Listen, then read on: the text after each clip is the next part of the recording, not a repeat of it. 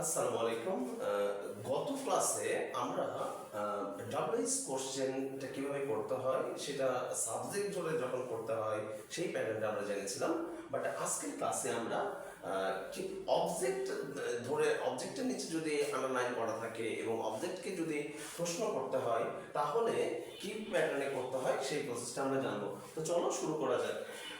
Object ধরে করতে গেলে এই যে দেখো হোম, হোম আমি লিখেছি। হোম মানে কাকে বা কাদেরকে। এইটা ব্যক্তিবাচক যদি কোনো শব্দকে বোঝায়, কোনো ব্যক্তিকে যদি ইন্ডিকেট করে, তাহলে আমরা হোম দিয়ে প্রশ্ন করলে সেইটার অ্যান্সারটি পেয়ে যাব। তারপরে কি বলেছে, বস্তু বা প্রাণীর ক্ষেত্রে ওয়ার্ড দিয়ে প্রশ্ন করব। যদি অবজেক্টের ক্ষেত্রে বস্তু বা প্রাণীর নাম থাকে বা বস্তু বা প্রাণীকে ইন্ডিকেট করে বোঝায়, তাহলে আমরা সেখানে হোয়াট ইউজ করব। আর তারপরে কি বলেছে দেখো, কোনটি, কোন কোনগুলো, দিস দ্যাট দিস দোজ, এইসব ব্যবহার হলে, এইসব যদি থাকে তাহলে এইসবের নিচে যদি আন্ডারলাইন থাকে তাহলে আমরা কি করব, সেখানে হুইচ ইউজ করব। হয় যদি থাকে, হয়নের ক্ষেত্রে আমরা হয় মানে কখন, হয়নের ক্ষেত্রে কখন মানে একটা সময়, নির্দিষ্ট একটা সময়কে উল্লেখ করছে বা যে কোনো একটা সময় উল্লেখ করছে। তো এটা যদি বুঝি তাহলে হয় আমরা ইউজ করবো। আর ওয়্যার, ওয়্যার মানে কোনো একটা স্থানকে বোঝাচ্ছে, কোথায়, কোনো একটা স্থানকে যদি বোঝায় সেক্ষেত্রে ওয়্যার ইউজ করবো। হোয়াই, আর হোয়াই ইউজ করব দেখো কেন, কি কারণে, কি জন্যে, এই টাইপের যদি অর্থ বোঝায় তাহলে সেক্ষেত্রে আমরা হোয়াই ইউজ করবো।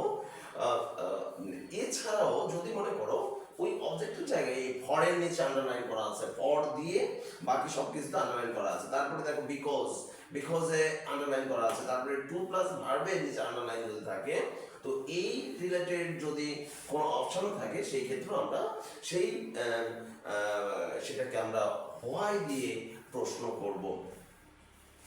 আর লাস্ট ওয়ান ইজ দ্যাট, কিভাবে, কেমন ভাবে, কেমন, এগুলো যদি থাকে তাহলে আমরা সেটাকে হাউ দিয়ে প্রশ্ন করব। তো আশা করা যায় এতটুকু তোমাদের ক্লিয়ার হয়েছে। জাস্ট মিনিং অনুযায়ী কি বোঝাচ্ছে সেই অনুযায়ী আমরা এই ডাব্লিউএস ওয়ার্ডস গুলো ব্যবহার করব। এরপরে দেখো স্ট্রাকচারে কি বলা হয়েছে, এইগুলোর মধ্যে যে কোনো একটা ডাব্লিউএস ওয়ার্ড হবে, তারপরে কি হবে, একটা অক্সিলারি ভার্ব হবে, তারপরে কি হবে, একটা অক্সিলারি ভার্ব হবে। সেটা সাবজেক্ট অনুযায়ী আমরা অক্সিলারি ভার্বটা বসাবো। যদি অক্সিলারি ভার্ব থাকে তাহলে অক্সিলারি ভার্ব দিলাম, আর যদি না থাকে তাহলে সাবজেক্ট অনুযায়ী আমরা কিন্তু অক্সিলারি ভার্ব নিয়ে আসবো। ডু, ডাজ অর ডিড, এই অক্সিলারি ভার্বস গুলো কিন্তু আমাদের নিয়ে আসতে হবে। প্লাস কি হবে, ভার্ব, যে মেইন ভার্বটা থাকবে সেন্টেন্সের মধ্যে সেই ভার্বই বসবে এক্সটেনশন, বাকি সবগুলো সিরিয়ালি বসে যাবে। আর সব শেষে আমরা একটা প্রশ্নবোধক চিহ্ন দিয়ে দিব। তাহলে আমাদের অবজেক্ট ধরে যদি অবজেক্টের নিচে যদি কোনো আন্ডারলাইন থাকে সেই টাইপের সেন্টেন্সগুলোকে যদি প্রশ্নবোধক সেন্টেন্সে পরিণত করতে হয় তাহলে এই একটি মাত্র সূত্র অবলম্বন করলে আমরা পুরো প্রসেসটাকে আমরা ক্লিয়ার করতে পারবো। যেমন দেখো, যদি সাবজেক্টের জায়গায় কি বসবে, home, what, which, when, where, why অথবা হাউ, এই 6, 7, এই 7টার মধ্যে যে কোনো একটা বসবে সাবজেক্টের জায়গায়। তারপরে কি হবে, প্লাস অক্সিলারি ভার্ব। যদি সেন্টেন্সের মধ্যে যদি অক্সিলারি ভার্ব থাকে তাহলে সেই অক্সিলারি ভার্বটা বসবে, আর যদি না থাকে তাহলে সাবজেক্ট অনুযায়ী ডু অথবা ডাজ অথবা ডিড কিন্তু আসবে। তারপরে কি হবে, সাবজেক্টটাকে বসিয়ে দেব, তারপরে কি হবে, মেইন ভার্ব, যেটা সেন্টেন্সের মধ্যে মেইন ভার্বটা থাকবে সেই মেইন ভার্বটা বসাতে হবে। আর তারপরে বাকি সব যে ওয়ার্ডস গুলো থাকবে সেই ওয়ার্ডস গুলো সিকোয়েন্স অনুযায়ী আমরা বসিয়ে দেবো, তাহলে আমাদের সেন্টেন্সটা হয়ে যাবে। আর এইখানে দেখো আমি লিখে রেখেছিলাম যে ওই যে ফার্স্ট পারসন যদি থাকে সেন্টেন্সের মধ্যে, ফার্স্ট পারসন থাকলে সেই ফার্স্ট পারসন গুলো সেকেন্ড পারসনে কিন্তু করতে হবে, সেকেন্ড পারসনে করতে হবে। তাহলে এই পর্যন্ত যদি তোমাদের ক্লিয়ার হয়ে থাকে, আর দেখো এইখানে আমি লিখে রেখেছি যে কোন কোন ক্ষেত্রে ডু হয়, কোন কোন সাবজেক্টের ক্ষেত্রে ডু হয়, আই, ইউ, উই, দে, এই 4টা সাবজেক্টের ক্ষেত্রে ডু আসে। আর হি, শি, ইট, আর যে কোনো প্রকার নামের ক্ষেত্রে এনি নেম লিখেছি, ডাজ ইউজ করা হয়।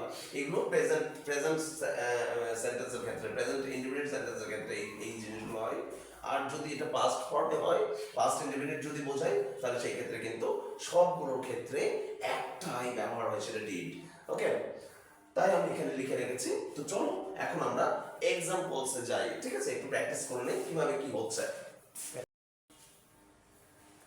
দেখো এইখানে আমি দুইটা এক্সাম্পলস লিখেছি, একটা এক্সাম্পল এখানে লিখেছি আর একটা এখানে লিখেছি। হ্যাঁ, আমরা এই দুটো সমাধান করে দেখি যে আসলে আমরা যা বললাম সেটার সাথে এটা মিলে মিলে কিনা।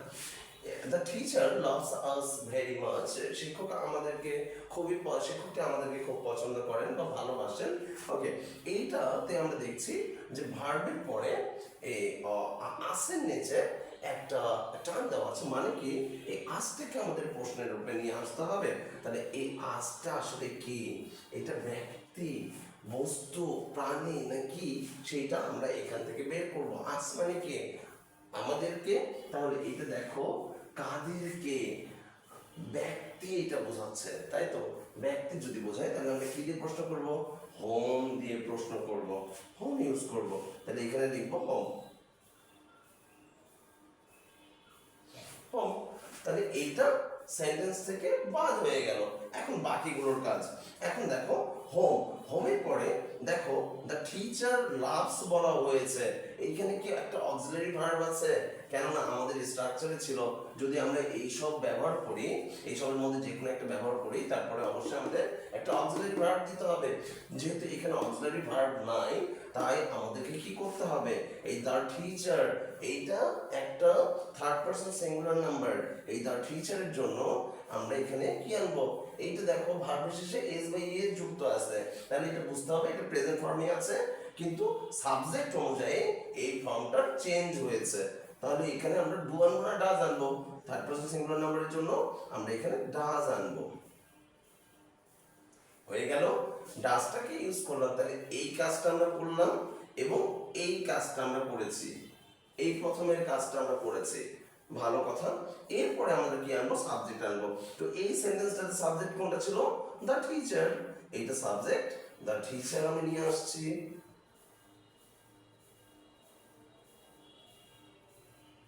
তারপরে কি আনবো? সাবজেক্টের পরে ভার্ব আনবো। ভার্ব কি ছিল? ভার্ব ছিল এইটা লাভ, তাই তো? এই লাভস তো এনেছিলাম থার্ড পারসন সিঙ্গুলার নাম্বারের জন্য, বাট এইখানে কিন্তু আমরা জাস্ট ভার্বটাই লিখবো, লাভ। এখানে কিন্তু লাভস হবে না, লাভ, লাভ ভেরি মাচ। এই যে বাকি কি থাকলো? ভেরি মাচ, ভেরি মাচ দিয়ে দিলাম। শেষে একটা প্রশ্ন দিয়ে দিব। তাহলে কি হবে? The teacher loves us very much. Home does the teacher love very much? Home does the teacher love very much? তাহলে টিচার আসলে কাদেরকে খুবই ভালোবাসেন? টিচার আমাদেরকে খুবই ভালোবাসেন। এইটাই হলো অ্যান্সার। ওকে, তাহলে আমাদের স্ট্রাকচার অনুযায়ী এই সেন্টেন্সটা আমাদের হয়ে গেল। এরপরে দেখো আরেকটা এক্সাম্পল লিখেছি, I eat rice every day. আমি প্রতিদিন ভাত খাই। এখানে রাইসের নিচে টান দেওয়া আছে, মানে কি অবজেক্টের নিচে টান দেওয়া আছে। তাহলে এটা কি করতে হবে? ফার্স্টে এইটা কি, আগে এইটাকে বের করতে হবে। রাইসটা আসলে কি? রাইস কি ব্যক্তি? না। রাইস কি বস্তু? হ্যাঁ, রাইস একটা বস্তু। তাই বস্তুর জন্য আমরা কি ইউজ করব? হোয়াট ইউজ করব। হোয়াট দিলাম। তারপরে কি বলেছে? আমাদের স্ট্রাকচারে দেখতে হবে অক্সিলারি ভার্ব দিতে হবে। তো অক্সিলারি ভার্বটা কই থেকে আমরা আনবো? এই সেন্টেন্সে দেখো, শুরুতে দেখো সাবজেক্ট আছে আই, এরপরে ইট দেওয়া আছে। তাহলে ভার্বের কিন্তু প্রেজেন্ট ফর্মটাই কিন্তু এখানে দেওয়া আছে। তাহলে আই এর জন্য অক্সিলারি ভার্ব কি আসবে? ডু আসবে নাকি ডাজ আসবে? ডু আসবে। তাই what do, do বসাইলাম।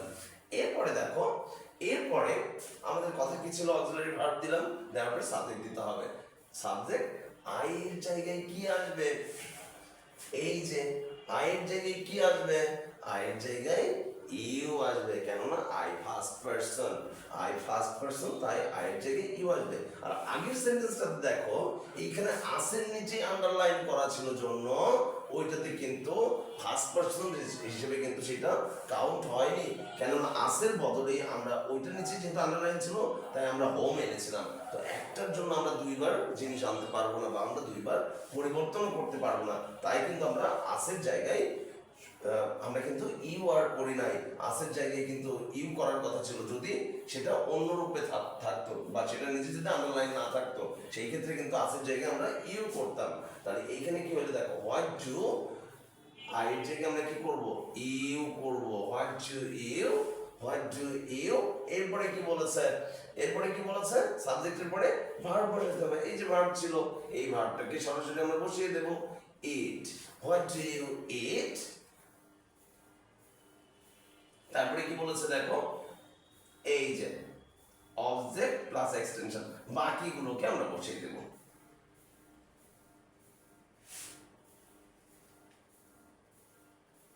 Verb plus extension দিতে হবে।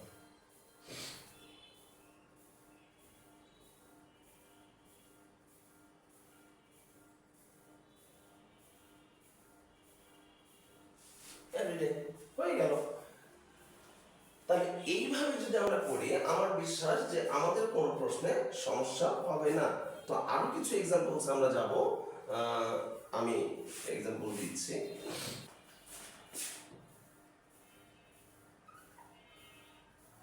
আমার কলমটা লিখছে না, কালি শেষ হয়ে গিয়েছে।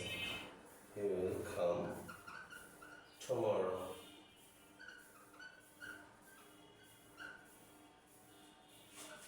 এখানে টুমরো নিচে আন্ডারলাইন করা আছে, তাহলে এটা কি করব, সাবজেক্ট এখানে টুমরোটা কি বলছে, আগামীকাল। আগামীকাল বলতে এখানে বোঝানো হচ্ছে সময়কে বোঝানো হচ্ছে, তাহলে সময়ের জন্য আমরা কি ইউজ করব, হোয়েন ইউজ করব। হোয়েন দিয়ে দিলাম। তারপরে কি বলেছে, অক্সিলারি ভার্ব বলেছে। অক্সিলারি ভার্ব কি আমাদের সেন্টেন্সের মধ্যে আছে? হ্যাঁ আছে, উইল আছে। উইলটা মডাল অক্সিলারি ভার্ব, তাহলে হোয়েন উইল এখানে বসিয়ে দিলাম। তাহলে এক্সট্রা ভাবে অক্সিলারি ভার্ব আমাদের আর আনতে বলো না, তাই আমরা উইল বসালাম। এরপরে কি হবে, এরপরে আমাদের সাবজেক্ট বসাইতে হবে। When will he, he subject বসিয়ে দিলাম, হি বসিয়ে দিলাম। তারপরে কি বলছে যে উইলের পরে, মডেলের পরে অবশ্যই ভার্বের বেস ফর্ম হয়, তাহলে হোয়েন উইল হি কাম। একটা প্রশ্ন উত্তর দিয়ে দিব, তাহলে আমাদের সেন্টেন্সটা হয়ে গেল। তো আশা করা যাচ্ছে যে তোমাদের আর ডাব্লিউএস কোশ্চেনে কোনো সমস্যা নাই, ইনশাআল্লাহ থাকবে না। তো আজকে এই পর্যন্তই, ভালো থেকো সবাই, আল্লাহ হাফেজ।